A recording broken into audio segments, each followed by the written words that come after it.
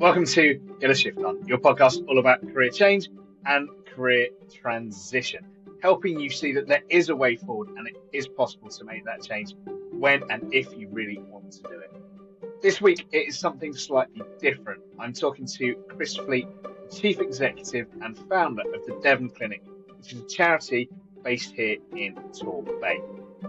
Chris helps a whole raft of people with mental health issues, and he has a team that work with him as well. Beginning of July, they are doing a Three Peaks challenge, which he will tell you all about in this episode. He does talk about his career, which has been very interesting, a little checkered by his own admission, but still he has some really good lessons for those looking to change, looking to start a business, grow a business, and indeed a charity or a non-for-profit. I would just like to add, before you go on and enjoy the episode, that Chris does talk about some very sensitive issues that may be triggering to some people.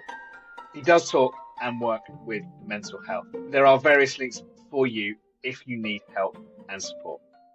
I hope you enjoy this episode. I hope you can support Chris, if only by sharing this. And as ever, please do like, share, and subscribe. It really helps. Enjoy the episode. Welcome to Get a Shift On, podcast all about career change and career transition. This week, something a little bit different. We will still talk about career change, but I'm very pleased to welcome the founder and chief executive of the Devon Clinic, Chris Fleet. Welcome along. Yeah, thanks for having me. Absolute pleasure. Chris, as I say, is the chief exec and the founder of the Devon Clinic, a mental health charity based here in Torbay. And Chris and I have known each other now for several years. I wanted to talk to Chris because he's had a very interesting and very varied career. That's the first bit. But more importantly, I want to help give a bit of background to a challenge that is going to happen in the coming months. Is it July, Chris? Yeah, 3rd and 4th of July. So the challenge on the 4th of July. We're travelling up for it on the 3rd. Excellent. And we'll come back to that in a minute, but I wanted to just raise a bit of awareness for you, for the clinic, and for all the fantastic work that you do. Chris has promised me he will not make anybody cry. Obviously, the sort of people that Chris works with, there are some very sensitive issues and some very sad and tragic cases, which he likes to delight us with. But it's all, in order that we will give money and help support as much as we can the Devon Clinic. So, Chris, let's talk about your career. Tell me where you started. I think you said to me an engineer, bricklayer, hod carrier, I think I've seen somewhere. Yeah, I had a very checkered past, but we'll leave it at that. I didn't get any qualifications at all when I left school. In fact, there was my mate and I, we worked out that we could, it was back in O-levels in those days, and it was that long ago, and whereby now the GCSEs are spread over a period of time, there's all scrunched into like a week or so. And so we worked out that we could travel overnight to Brussels and get to Brussels about 9 o'clock in the morning, and go and see Led Zeppelin that night, and then come back in time for our O-levels. Well, we did the first bit. We went to we went to Brussels. We got there about 9 o'clock in the morning. Ticket office opened. We had about 120, 130 pounds converted into French francs, which is a fortune. And we bought all these tickets and sold them all and made a fortune when we were sort of 15, 16. And then we forgot we forgot to come home, much to my family's disgust and shock and horror. And now, as a parent of a 17-year-old, I can only apologise so much to my parents. Must have put them through absolute purgatory. But anyway, I then it was very troubled years. I then went to college to go and retake the exams that I missed, and then I went to Stonehenge Festival. It was first of all, and then Glastonbury. I think Glastonbury at the time was about £10 for the thing, and then I disappeared off to Wales. Lived in a teepee for a little while. It was all going horribly wrong. Then I got an apprenticeship with London Transport. Hated every second of it. I really, really did. So again, much to my parents' distress, I jacked it in. I've moved out by now. I got a job in the buildings as a hod carrier, a bricklayer's labourer. Then went through evening school. and trained myself as a bricklayer. And again, I wasn't mixing with very nice people. In hindsight, I thought they were, but they really weren't. In look back, so moved down to Devon in the mid-80s, and it was interesting because I met the same people. They had different names and different faces, and they'd lived in different places, but they were essentially the same people. I came to realise it was me that had to change if things wanted to change. So I was still hanging around the buildings. Then there was a big recession, and we went from earning stupid money to earning no money, and got a job at the post office. And that was quite good because that was stable. It's probably the first proper job, or the only proper job I've ever had. And then from there, I did a sponsored walk. Ironically, there was a friend of mine back in London. They very tragically lost their daughter, so I did a walk for childhood leukemia, and I walked from Torquay down to Land's End on the coastal path. And when I was in Penzance, a colleague of mine said you can stay with my sister. And then, so I did do. About a year later, she broke up with her husband, and the rest was history. We ended up getting married. We moved up to the Welsh borders, got a transfer with the post office, and it was okay. But my wife was, where we lived, pardon me, were very, very remote. And I didn't like the post office up there so much. And we met a couple of antique dealers. And so what happened, I jacked in the post office, and I landed up driving around Europe for one of these antique dealers. So what we'd do is we'd buy up furniture over here, we'd restore it. So we worked on mahogany, somebody else would work on oak, somebody else would work on pine, somebody would do smalls and books and all the rest of it. And then we'd put it into this great big truck. I'd drive over to a place called Best, just outside of Eindhoven. The guy there, Frank, he'd pay us in French francs. This is before the euro, probably, I don't know, about 10 grand, something like that, 100,000 French francs. And then we'd drive around buying up French, Flemish, German furniture, and we'd travel around. There's a few stories about that I can tell you. And then we'd go from Cherbourg back up to Calais, over to Dover, and so it gone. So whilst all this was happening, my wife was getting very bored at home, and I came back one time and she'd knocked up this little ramshackle shed and said, I'm rescuing cats. And this, so anyway, cut a very long story short, we became an animal rescue centre. And yeah, we grew and grew and grew and grew. We became the biggest, I think the best in the area. We were taking in all sorts. At one point, we wouldn't rehome in December because, dog is for life, not for Christmas kind of thing. So I think at one point we'll end up with 36 dogs, Lord knows how many hens and ducks, llamas, sheep, geese, all sorts. It was lovely. It was really, really nice. Hard work, really hard work, but really quite entrepreneurial. It was good until foot and mouth came along, and I promise not to say too many sad stuff. So we got told that we had foot and mouth. Turns out we hadn't. My wife struggled emotionally, and then when the blood test came, we were put in a form of lockdown, and when the blood test came back it was negative, and the goats were in kid, and they were all destroyed, and something inside my wife broke. The marriage didn't survive, much to my shame. We both moved back to the Bay separately. She got sectioned twice. She got fished out to sea at Babbacombe. It was horrible stuff. She was going through living hell. My guilt levels, my drinking and debauchery were through the roof. And we were both going through various levels of pain for different reasons. And then I saw an advert for to train to be a therapist. And the NHS, bless them, they're fantastic with a broken leg, but especially back then, with a broken mind, they weren't as good. They're much better now, but back then they struggled. So anyway, I went off and did this training course, found out my boring North London accent had a use after all, and I trained up as a therapist, and I qualified in 2002. And then I got learning bug, and from there I've got 10 different diplomas in different types of talking therapy. And like I say, I'd never had any qualifications before, apart from City and Guilds in bricklaying. So it was bit late in life to start getting them all. But everything's grown from there, really. But I think the key, that the really big key thing is coming back to what you do, is realizing that wherever I went, I was always going to meet the same people, so long as I was that person. And I had to change who I was in order to change who I mixed with, if that kind of makes sense. I think that makes a lot of sense. You always take you with you. Wherever you move, whatever you do, that's who you take with you until you are in a position, as you say, to change.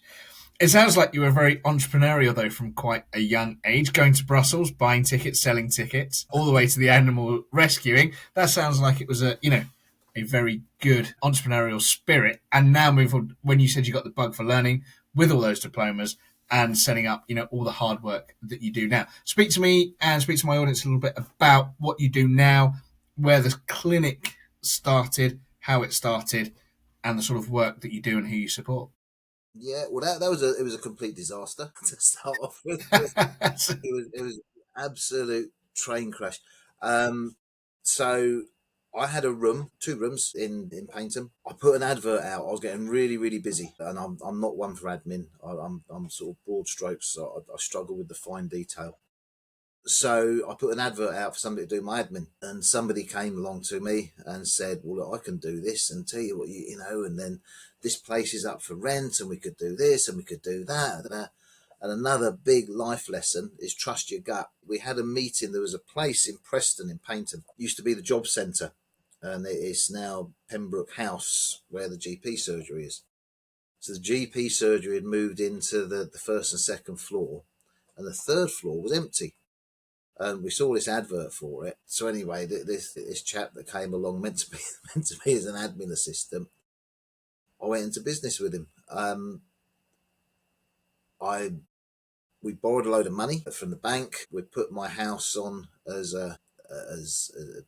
safeguarding, because by now I'd met my current partner and I was living in Chudley, and so the house was a buy to let. And the business went horrendously wrong. The bank manager said they'd never seen a business go so bust so quick. It was awful. But it wasn't the builders, it was the agents. As soon as they found out, so we took in 1/3 of the top of this third floor. As soon as the other 2/3 were let out, the builders were saying the agents changed all the specs on everything on our part. And the walls you could hear through that. We do talking therapy. You've got to have privacy, and you could hear a conversation through the walls as clear as we're talking now. So, cut a very long story short, the whole thing went bust with about 3 months. I ended up losing my house. Went back to Hyde Road, above an optician's there. Tail between my legs. It was 2010, recession time. In hindsight, it was a bad time to open up a business. I had no, we talk about entrepreneurial stuff. I had no real business sense. I just thought I could make a buck now and again. I thought it'd be easy, but it's not. So anyway, I went back to where we are. The electricians that were there, they went bust, so I landed up with pretty much the whole building, first and second floor. And it grew and grew and grew. The optician, who you might well know, bought the rest of the building and said, "Really sorry, guys, but I'm going to have to live in it." So we moved out, and I got a place over the road, which was actually a 3-story building with a shop. We eventually got the shop front, and we was doing okay. I mean, I was supporting it pretty much myself with my own client base, and then anything else that we're seeing on top, that was just a little bit of extra, so we could afford to pay somebody a little bit of part-time, a little bit of voluntary work on the front desk. And then COVID came, and whereby a lot of people just shut up shop, did the furlough, did the bounce back loan and all the rest of it. We actually kept our receptionist on full pay, and we sent her home with the computer, and we set up a mini helpline. I said to our practitioners, we only had a few at the time. I think we had 5 or 6 practitioners at the time, talking therapists. And I said to them, "Look, you're not going anywhere. You might as well do some good while we're here." And they did, bless them. And between us, I think we did about 300 hours of online therapy free of charge. And that's what really kick-started the clinic in many ways, because at the same time as this Torbay helpline had set up, much bigger operation than us, much more much more experienced than us. So the Torbay helpline's still going now. If anybody's suffering with financial difficulties, mental health problems, housing, food poverty, anything along those lines, any problems whatsoever, they can phone up the helpline and they will be signposted. So we managed to get all the mental health work for Torbay helpline, and that was funded by Public Health England, which was fantastic. At the same time as that, we were one of the founder members of a partnership called Standing Tall Against Domestic Abuse. There's an amazing lady called Angie, sort of heads it all up with her not-for-profit called What's Your Problem? And I think it started off, there was 4 of us, maybe 5 or 6, I don't know, but there was just a handful of us to start off with. Angie, bless her, she's really good at bid writing. And we got this large grant from the OPC, Office of Police and Crimes Commissioner, and it was about £100,000 over 2 years. And so again, we were getting all the counselling for that. And then slowly, our reputation began to grow. And it hasn't been a straight line graph. If only it was. There's peaks and troughs and cliffs and all sorts of stuff. But the general trend has been upwards until last year. So we had the helpline funding for 4 years, 5 years, 4 years, 5 years, whatever it was, and it was a decent sum. And to be honest, we'd got a little bit lazy because we knew this was coming in, and then Public Health England Public Health England were funding Torbay Council, that were funding Age UK, that were funding the health. It was all very complex, but essentially the money stopped. The money dried up because the last grant that came through was for 1 year. And it just stopped, and it wasn't renewed. Massive shock to us. The problem was still out there, and the problem's increasing, if anything, with mental health issues. But there was no funding to deal with it. We either turned around and felt sorry for ourselves, or did something about it. So we did the latter. And again, through the networking groups that we're in, we did a national Three Peaks challenge, where we climbed. I say we. I was driving the bus. Where it's hard work. I'd just like to clarify, we doesn't include me either. So some very hardy souls set off at the bottom of Ben Nevis at 6 o'clock one morning. They were up and down Ben Nevis in about 4 hours, which was awesome. Then it was a mad drive down to Scarfell Pike in the Lake District. Should have been 5 hours, but there was a crash on the main road through the Highlands. So we got stuck there for 45 minutes, then turned round, 100-mile detour. So we got to Scarfell Pike late. They went up and down Scarfell Pike, mad rush down to Snowdon. Got to Snowdon about 2 o'clock in the morning, pouring down with rain. It was horrendous conditions. Bless them. There's 2 busloads went, and we were our busload was way behind the other busload because of the car crash. So anyway, they set off, and I think a couple of them did Snowdon in 3 hours up and down, which was incredible. There was a local painting and decorating company, O'Neill and Holman. The pair of them ran the last 2 miles to make sure they got back within the 24 hours, because it's a 24-hour challenge. And it was amazing. Raised, I don't know, £9,000-10,000, something like that, and it was huge, because with this contract that we lost, we don't take a lot out of it. The clinic don't take, the money goes to the therapists, so it's not as if it's all profit, that money that we lost. So the money that we gained from doing that walk went a long way, and it just changed the way that we think.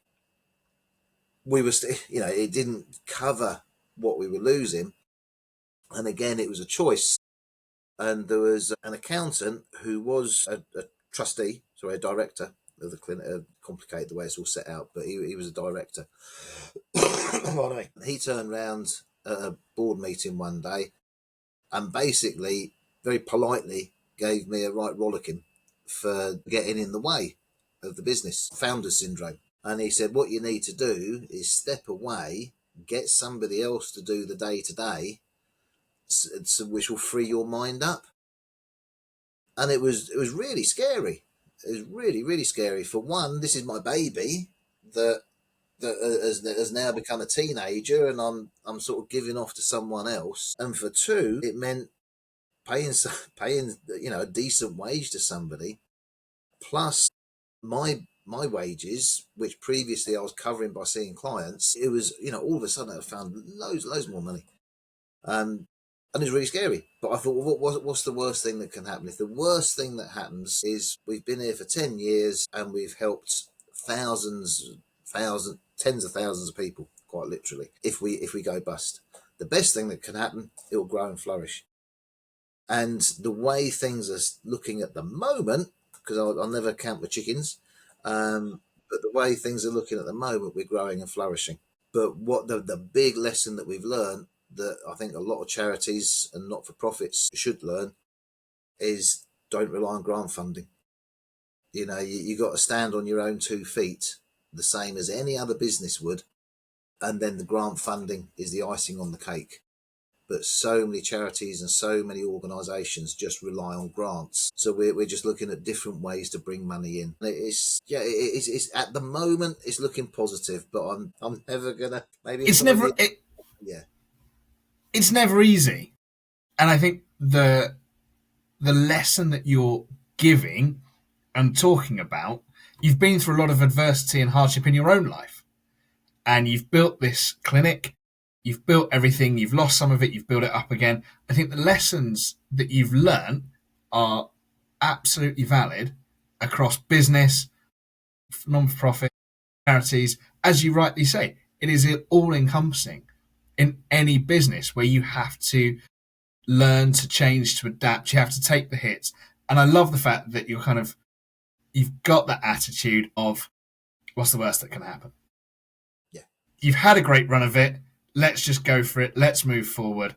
I love that. I'm really keen on taking action anyway, but that positivity I think is so crucial for people looking to start their own business, to start their own charity. And you really have been through it. And this isn't about you, it's about the clinic.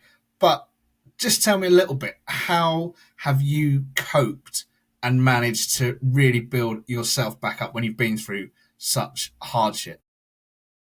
Well, I mean, look at the state of me. I'm 35 years old. I don't want to say anyone. No, it is so family. When I was married before, we desperately wanted children, couldn't have them, really sad. Met my partner Carol, and I remember distinctly saying to her, by now I was in the and I said, I'm so gutted because I've always wanted to be a dad. I've never seen myself not being a dad. Within a matter of weeks, she was pregnant. She said, "Let's go for it then." And it was the real driving force for me. Is my daughter? She's just going out now in her car.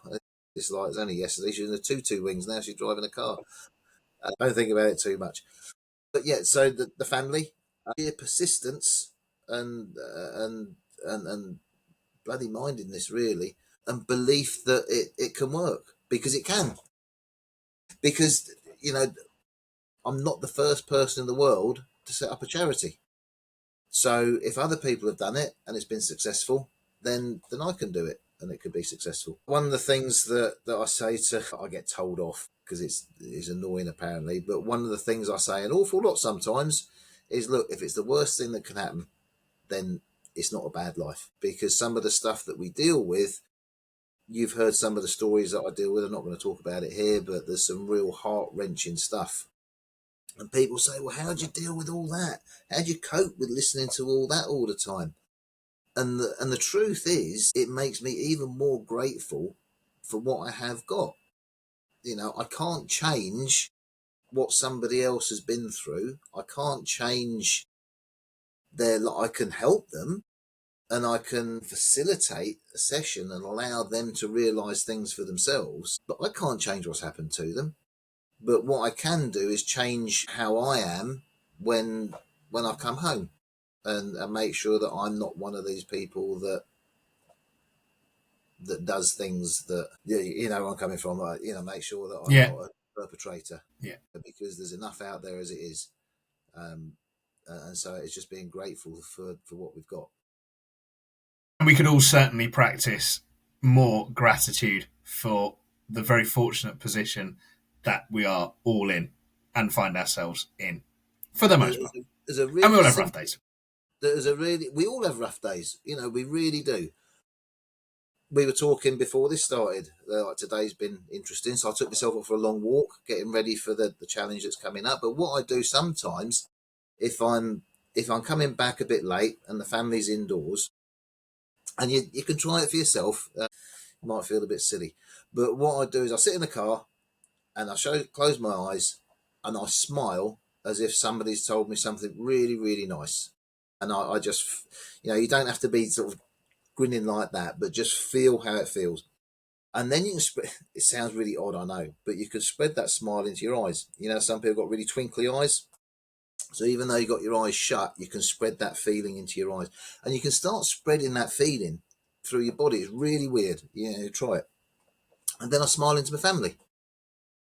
Smiling to the dogs, to the horses, we live on a small holding, and smile into what I've got. Then all of a sudden, when I go into the house, instead of having all this like stuff from the day, it just changes it. It's a nice little technique. But quite often they come out to do the horses and Dad's doing his smiling stuff again. It's always Dad's fault. I know that one well. I appreciate it. But I love the smiling thing, and it is amazing the power of a smile. There's lots of research, isn't there, about it and how it affects you. And if there's that genuine smile, and I can't remember the name of the smile, but if you make that smile, it is empowering and makes you feel so much better. Yeah, there was a thing, no, I can't remember the name of it, but there's a thing you can mimic it, and you can put I'm not going to do it with a pen in your mouth. Yeah. Put a pen in the mouth right at the very back, and yeah. I don't necessarily want you to go into any details of the things that you talk about, because I don't really want to depress anyone or trigger anybody, actually. But in order to frame what's happening and the challenge, and you've touched on why you need the money, but can you just give a couple of examples of where the money goes, what it does, and the sort of people, the stories that you help? Sure. So without anything too horrific or tragic, I spoke this morning about a chap that we've actually helped, and he's doing much better now. He was a Royal Marine Commando out in Afghanistan. Saw some really, really nasty stuff. Really nasty stuff. I won't go into details. A couple of times thought he was going to die. Came back. When he's playing with his son, he would lie on the floor, and if he lay belly down, that's very similar to a position he was in when he was getting shot at. Thought he was going to die, and he was freeze, and he wouldn't be able to move. He wouldn't be able to get off the floor. So we help people like that living with PTSD. He's doing much, much better. With him, ironically, a bit of a weird setup where I am here. It's actually a horse lorry that I've converted into a therapy room up at our stables. So with that guy, we would do equine therapy with him as well. So we do something called EMDR, which is eye movement desensitization and reprocessing. It's a well-known technique for working with trauma and PTSD. So we do some of that with him, but then we go on and do some equine work just to ground him and do some mindfulness work with him. So it would be covering stuff like that. We have situations, and again, I don't want to depress your listeners, but we do an awful lot of stuff with domestic abuse, sexual violence. We work with children, we work with teenagers, and whereby locally every area has a domestic abuse service. So Torbay got TDAS, Torbay Domestic Abuse Services. Plymouth, it's got PDAS and whatever. But they can only work with current instances of abuse. So if there's stuff that's gone on historically, they won't touch it because they don't have the resources. But we can.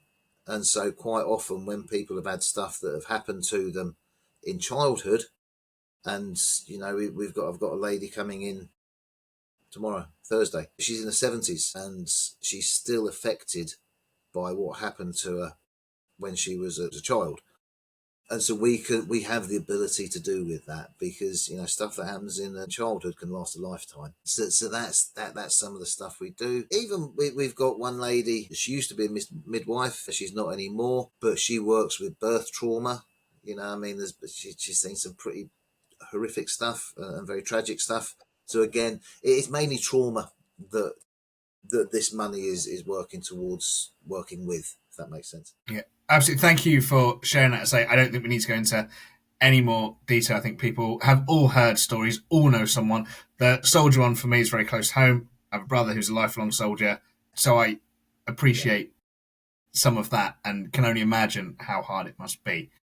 So on the up, moving forward, literally, tell us about the next Three Peaks Challenge, which I think is slightly less well known than, I would say, the traditional Three Peaks that you've already talked about, Ben Nevis, Snowdon, etc., Scarfell. So what is it, where is it, when is it, and how can we support you? It's not as sexy as the National Three Peaks, which is no offence to Yorkshire, because I'm sure there's lots of very sexy places in Yorkshire. It's the Yorkshire Three Peaks. So it's Pennygent, Whernside and Ingleborough Hills. Now, although they're hills, they're only just hills. They're not quite mountains. To be a mountain, it has to be so many metres above the surrounding area anyway. Yeah. So the Three Peaks Challenge was to climb the three highest peaks in mainland Britain within 24 hours.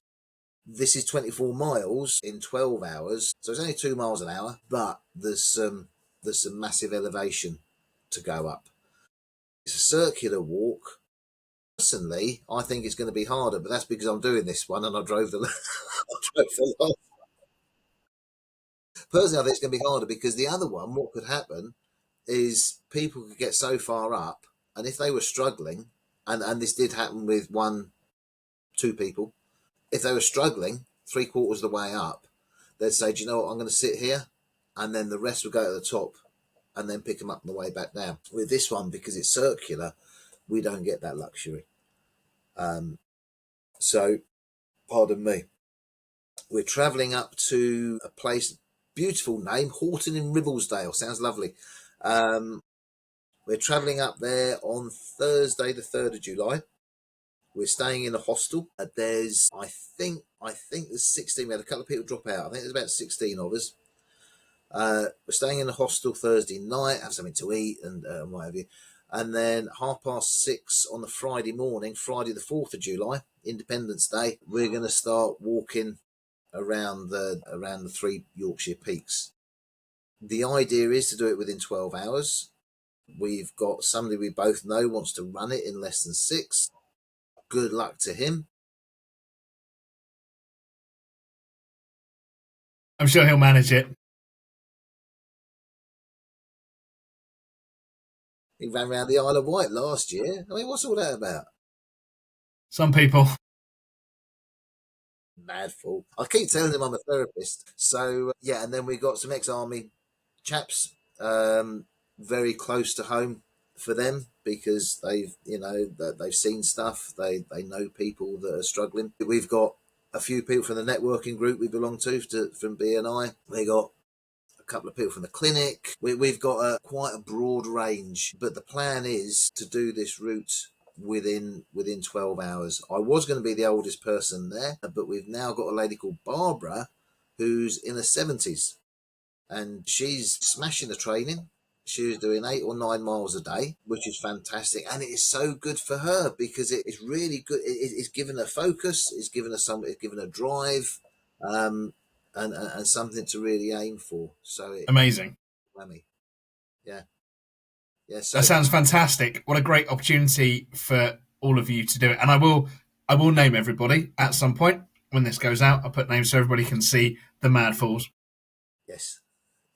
Yeah, and again, we've put a plea out this morning. We desperately need at least one driver. We think we've got a driver for certain now. It's just that, all joking aside, whilst Craig's running round it, it's still going to be a few hours. And if anybody hurts themselves within those few hours, then we're going to need an emergency backup. So we've hopefully got ourselves a driver now, but we could really do with at least one more. To keep this chap company because he's going to be stuck on his own for hours on end, albeit in a beautiful part of the world, and also to share the driving. It's about 7-hour drive up there, 7-hour drive back. Yeah, it's a fair slog, isn't it? It's not round the corner. Yeah, and that's what's so nice about it because next year we're looking at doing something similar, maybe coast to coast. We might do north coast to south coast of Devon, about 100 kilometres. See if we can do that in one hit. Somebody wants to run it again. There's always one, usually the same one. There's always one, and we know who it is. Or we're looking at doing the east coast to west coast of England, which would be a couple of 3 days, Robin's Hood Bay to Morecambe Bay. So that could be quite a nice one. And something like that is because it brings everybody together. It's more than just about raising money for the clinic. It really does bring everybody together and gives people a real sense of belonging. Yeah, fantastic. Is there a figure that you are hoping to raise? I would love to raise 20,000. Realistically, probably around 10, maybe 12. But you never know. Somebody came up to me this morning and said, I'd like to be a main sponsor. How much? And I was like, I don't know. Make me an offer I can't refuse. And he said £2,000. Great. That's fantastic. Yeah, really good. Absolutely. Just so people are aware, how much does a funded session cost for your clients? Yeah, so it costs £50, the majority of which goes to see the therapist, and then there's a small little bit for admin and a small little bit for room rent. But the vast majority goes to the therapist. But even then they're offering their services at a fraction of what they would do if they're seeing somebody privately. So they're brilliant at therapists. They really are. There's a couple that will turn around, and I get it. There's a couple turn around and say, no, I don't want to do any funded work because there's not enough money in it. But the vast majority are saying, you know what, we're here to help. And our ethos, if you like, is people before profit. And I said this morning, we got to make a profit in order to put the person first. But that is everything we're about. We're not about shareholders and paying the chief exec £100,000. I know that one for sure. It is very much about make a difference. We can make a living. We don't have to have shed loads of money. We can make a living. We can be quite comfortable, and we can sleep well at night, knowing we've made a difference. Helping people themselves sleep well at night, which is very rewarding and much needed. Just put it into context. How many sessions do people have? And how many people are you seeing at any one time? So that's a really good question. So last year, I think we had about 2,000 come through our doors, 2,000 people. A funded session, it depends. Some people will only want a few. Depends which therapy they have.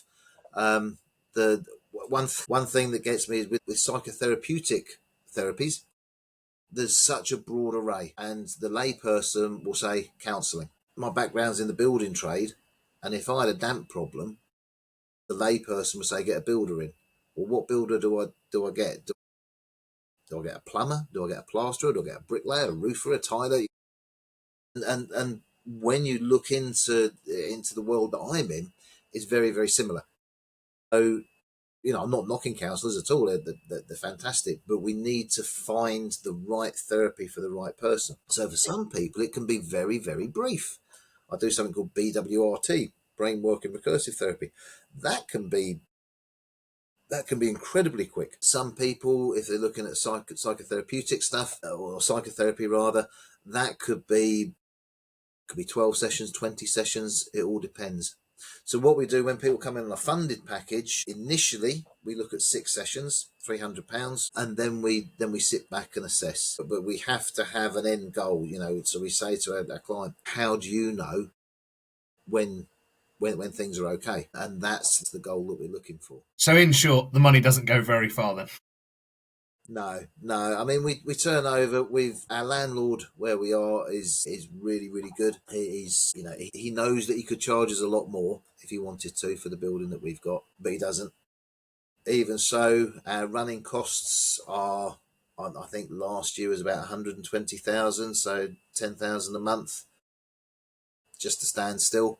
So the money doesn't go that far, but it does make a huge difference. Well, that's good. I'm glad it makes a difference. And I know this challenge will raise a great sum, which will help so many more people. I will put links in. I know you've got QR code. I'll put some slides up so people can see what you're talking about as well. Have you got a website? How can people get in touch with you? So yeah, I mean the easiest way they can get in touch with us is to give us a call on 01803 500 300. And one thing I did mean to mention, if I've still got time, is we're becoming, well, we'd like to be known as a centre of excellence for placement counsellors. So they're counsellors that have done their in-house training and need to cut their teeth. So what we do is the counselling is for free with a placement, and we just charge £11 for room rent and a little bit of admin on top. For people, you know, if they're, unless it's really, really complex, people can get counselling sessions at £15 a time. And again, 01803 500 300. We prefer it face to face, but we can do online like this, or we can do telephone as well, whichever suits best. But that's the best bet. They can go onto the website devonclinic.co.uk and people can self-refer. The helpline funding has come back again for 1 year only at the moment, so they can have a look at Torbay helpline. Or that we are getting referrals coming through from the NHS now, but they're few and far between, to be honest, because of the finances. Yeah, absolutely. That's great. I'll put all of that in the links, and so people can see that. I'll put some stuff up on screen, as I say, as well. And I'll put some national helplines out there as well. I think it's important. You know, people are listening from across this country, across the globe. So I think it's important to just put some of that up there. And the services that you offer are fantastic. And I would urge anyone who needs that help to reach out. And anyone that can support the challenge, again, I would reach out and see what you can do to help Chris and the Devon Clinic. Chris, thank you so much for your time. I wish you and all of the brave souls doing the challenge in the not too distant future, just under a month away, all the very best. I look forward to hearing about it, and we can have more of a follow-up, and I will share everything I can to try and help you and to help the Devon Clinic and all the great work that you do. Bless you. Thank you ever so much. It's appreciated. Thanks ever so much, Chris. Take care and all the best, and good luck with it. Thank you. Thanks.